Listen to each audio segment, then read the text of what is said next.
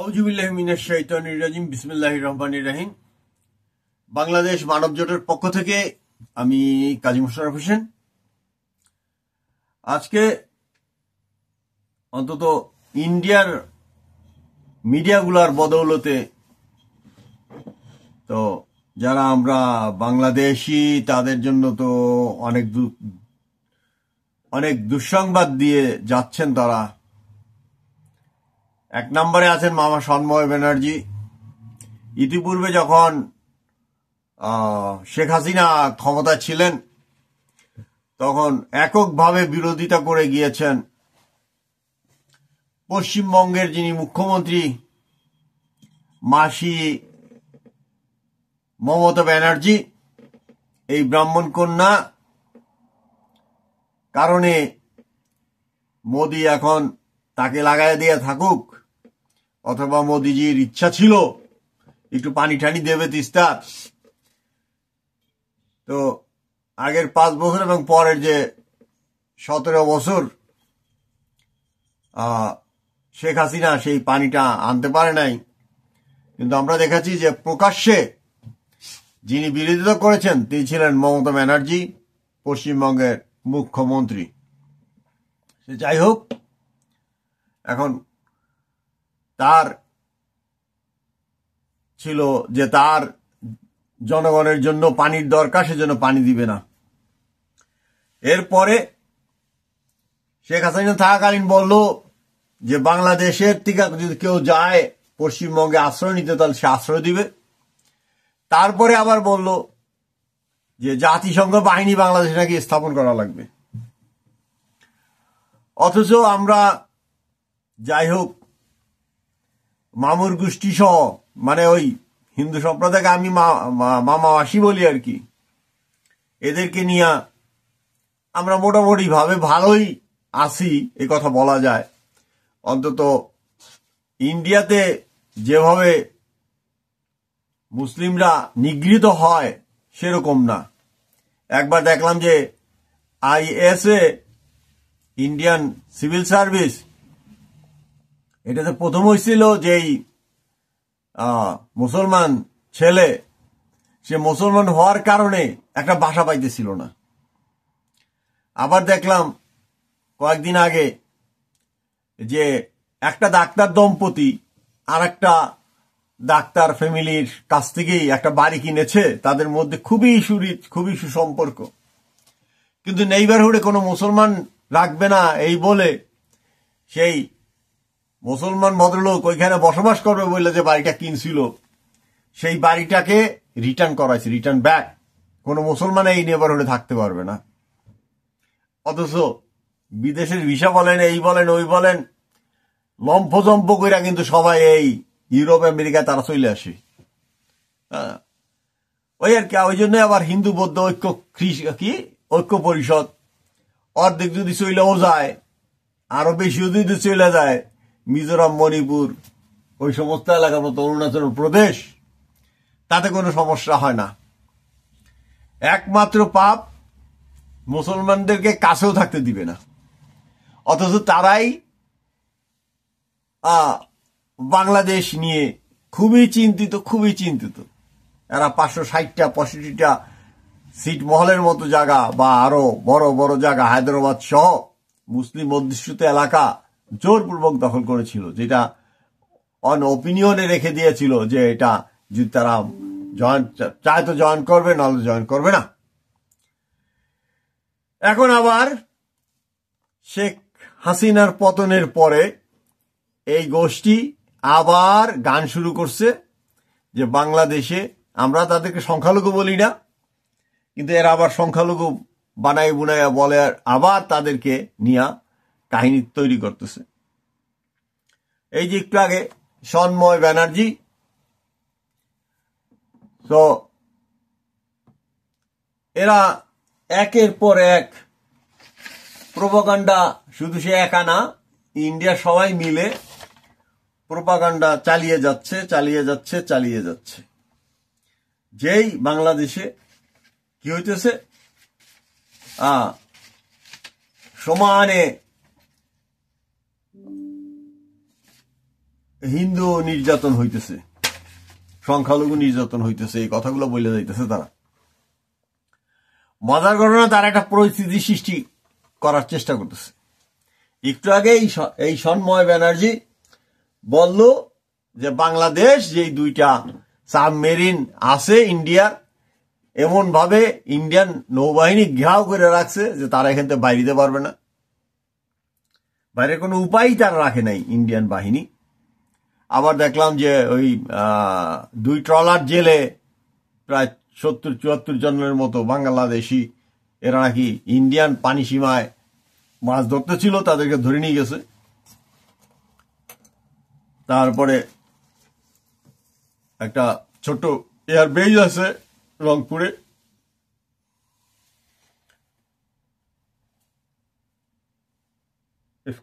সেইটার ব্যাপারে তাদের মহা আপত্তি। এবং যেই আরাকান, সেই আরাকান যে মায়ানমারের যে সামরিক জান্তা হলো চায়নার সমর্থনে আছে, ক্ষমতায় টিকে আছে। ইন্ডিয়ারও কিন্তু সমর্থনে টিকা আছে, কারণ আরাকানে যেই বন্দর তৈরি করে দিচ্ছে ইন্ডিয়া, সেইটা হইল ওই যে আরাকান আর্মি হয়তো ইন্ডিয়ার সাথে কম্প্রোমাইজে যাইতে পারে যদি স্বাধীন হয়ে যায় তারা, কিন্তু আপাতত ইন্ডিয়ার ওই পথ বন্ধ। এখন ঘটনা হইল এই যে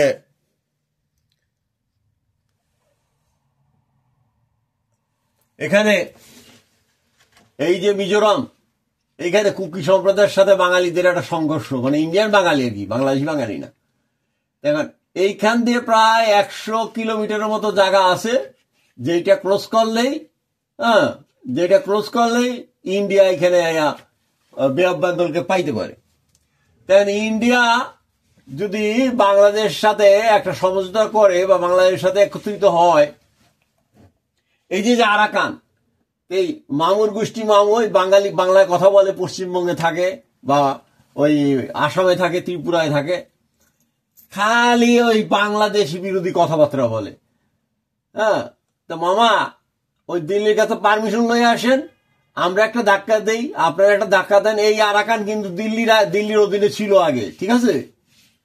হ্যাঁ, তা আপনাদের এই পাশ দিয়ে যতটুকু আছে এখান দিয়ে নেন, আর আমাদেরকে কিছু দেন, ঠিক আছে? এই সেন্ট মার্টিন বরাবর এই পাশ দিয়ে আরাকানটা ভাগ করে অর্ধেক আপনারা নেন, অর্ধেক আপনারা নেন ওই মিজোরাম থেকে বাইরানের জন্য, ঠিক আছে? এইরকম একটা প্রস্তাব দিলে না হয়। কিন্তু আপনারা কি করেন, আপনারা ওই কখনো ওই বলেন নানান কাহিনী বলেন। কিন্তু এই যে কুকিরা আছে এই মিজোরামে, ঠিক আছে, এটা ওই বার্মার অংশেও আছে, আপনাদের অংশেও আছে, আমাদেরও ওই হিল এলাকা দিয়ে আছে।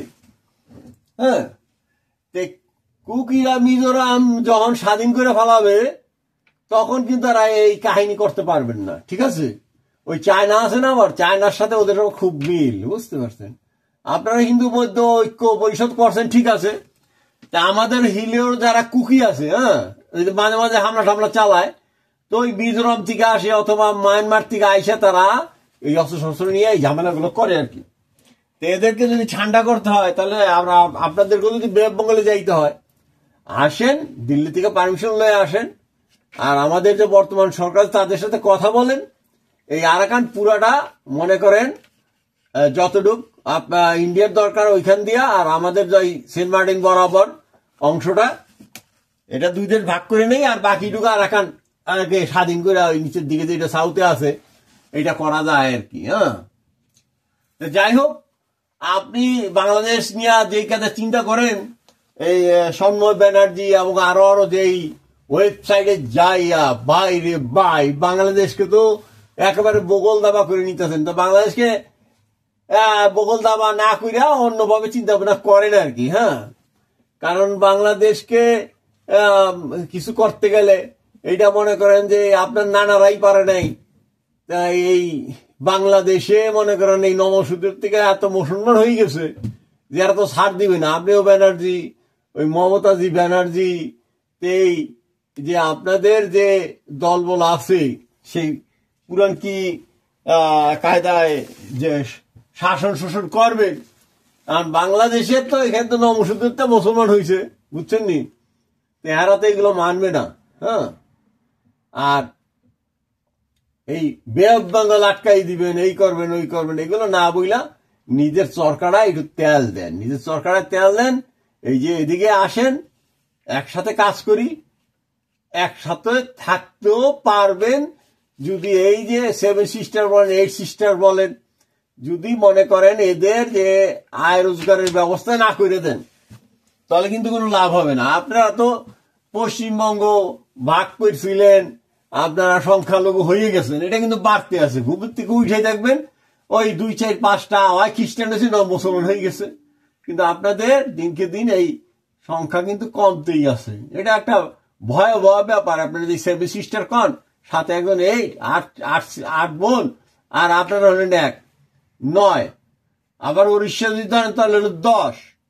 এই যে 10 আর ওই বিহার টিহার মিলাই ধরলে প্রায় 15টা স্টেট আছে যারা আপনাদের কিন্তু একটু সমস্যায়। কারণ আপনারা মুসলমান দেখতেও পারেন না, এক প্লেটে বসে খাইতেও পারবেন না, আমরা চাইলেও আপনারা পারবেন না, আপনারা আলাদা থাকবেন।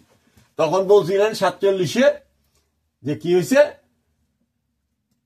যে মুসলমানরা সংখ্যাগরিষ্ঠ হয়ে গেছে, কাজে আমরা থাকবো না, আমরা ভাগ করবো। কিন্তু আপনি যে কথাটা বলছিলেন, আপনাদের লিডাররা এত মিসগাইডেড কথা বলে আসলে যাইতে চাইছিলেন দিল্লির সাথে, দিল্লির গোলামি করবেন। ভুলে গেলেন যে এই কলকাতা ছিল সবচেয়ে, ভারত উপমহাদেশের সবচেয়ে বড় শহরটা ছিল কলকাতা। হ্যাঁ, কিন্তু আপনারা হয়ে গেছেন এখন দিল্লির চাকর বা সামসা। ঠিক আছে, আপনি যদি এখনো হিসাব করেন, আসাম ধরেন, পশ্চিমবঙ্গ ধরেন, তারপরে ধরেন এই যে বিহারের কিয়দংশ, তারপরে ত্রিপুরা, হ্যাঁ, এবং এই মেঘালয়, এগুলো মিলে এখনো বাংলা ভাষাভাষীতে মুসলমানদের চেয়ে আপনারা কিন্তু সংখ্যাগরিষ্ঠ। কিন্তু ওই মনের মধ্যে যে ঘুসুর ঘুসুর ফুসুর ফুসুর, দিল্লির পদায়নে থাকবেন, দিল্লির পা ধরে থাকবেন, তারপর আপনারা ভালো থাকবেন, থাকেন থাকেন থাকেন। ভালো থাকতে পারলে আমাদের কোনো সমস্যা নাই। আপনাদের আয় রোজগার তো আমাদের বাংলাদেশের চেয়ে বাড়াইতেও পারেন নাই, কিছুই করতে পারেন নাই। হ্যাঁ, তো সে যাই হোক, ওই আমি না পারলে কি আমার দাদা আছে না দিল্লিতে বসা, তো গোলামি করতে থাকছেন, করেন। ঠিক আছে, এখন এই আপনার মতো অনেক দাঁড়াই গেছে, কিছু হইলেই আপনাদের মনে করেন যে একটাই কাহিনী, যে বাংলাদেশে খালি নির্যাতন চলতেছে, চলতে আছে। হ্যাঁ, তো এইগুলা না কইরা আসেন, শান্তিপূর্ণভাবে বসবাস করার চেষ্টা ভাবনা করেন।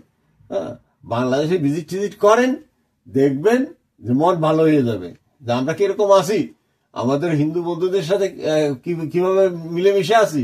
বা ওই যে আমাদের কিন্তু হিল এলাকার যারা বৌদ্ধ, ওরা চীনকে খুবই ভালোবাসে। আপনার সাথে মনে করেন ওই হিন্দু বৌদ্ধ খ্রিস্টান ঐক্য পরিষদ করবে, আবার মনে করেন তারা কিন্তু চীনের প্রভু মনে করে দিল্লিকে না। ঠিক আছে, আপনাদের সাথে ওই ক্ষেত্রে নাই আর কি। আর এই যে মিজোরামের অর্ধেক গেছে খ্রিস্টান হয়ে, মণিপুরেও একই অবস্থা, নাগাল্যান্ড, ও তারপরে মনে করেন অরুণাচল প্রদেশ, এরা তো আপনাদের ভাষায় কথাই বলে না। আপনাদের যে একটা হিন্দি ভাষা বানাইছেন, ওটাতে কথা বলে না, তারা ইংলিশে কথা বলে। ঠিক আছে, একই অবস্থা মণিপুর, মিজোরামেও। কাজে এই নিজের চরকার মানে এই জায়গাটা যে তেল ঠেল দেওয়া শুরু করেন, এদেরকে একটু খাবার ঠাবার দেন, পোশাক পরিচ্ছদ দেন, এডুকেশনটা দেন ওদেরকে। হ্যাঁ, বাংলাদেশের সাথে আপনারা খামাখা হিংসা করলে কোনো লাভ নাই। কারণ আমরা বাংলাদেশি বাঙালি মুসলমানরা, হ্যাঁ, আমরা আমাদের মতো করে এই গড়ে উঠবো। আমরাও নিরুপদ্রব থাকতে চাই, কিন্তু যদি মনে করেন যে না অগের তো একেবারে মাটির লগে মিশাই দেবো না, এই চিন্তা করিয়েন না। বরং আমাদের হাত আপনাদের দিকে বাড়ানোই আছে। আসেন, সবসময় আহ্বান জানাবো, আসেন, এক প্লেটে বসে খাই, এক টেবিলে বসে খাই। কিন্তু আপনারা পারবেন না, কারণ ওই যে জাত কিন্তু ছোট আমাদেরটা না। আপনারা যে খাইতে পারেন না, আপনারা আহ্বান জানাইতে পারেন না। এখন হিসাব করে দেখেন যে কারা ওইটার মধ্যে পড়ছে। ঠিক আছে,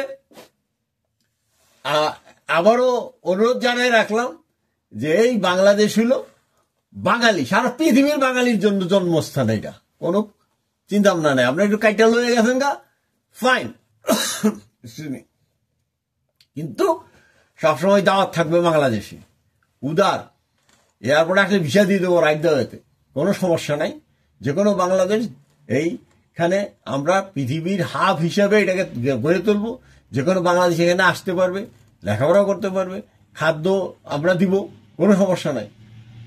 আমরা কারোর সাথে শত্রুতা করতে চাই না, সবার সাথে, এটা আমাদের পলিসি, ন্যাশনাল পলিসি, সবার সাথে বন্ধুত্ব। আর বাঙালি হইলে আরো এক গ্রেড আপ, বাঙালি হইলে এক গ্রেড আপ। জ্ঞান, বিজ্ঞান, চিকিৎসা, অন্ন, বস্ত্র, এই বাঙালি, সারা পৃথিবীর বাঙালির জন্য আমার বাংলাদেশ হবে সর্বশ্রেষ্ঠ স্থান। ওকে, সবাইকে ধন্যবাদ জানিয়ে শেষ করছি। বাংলাদেশ মানব জোটের পক্ষ থেকে কাজী মোশাররফ হোসেন, আসসালামু আলাইকুম।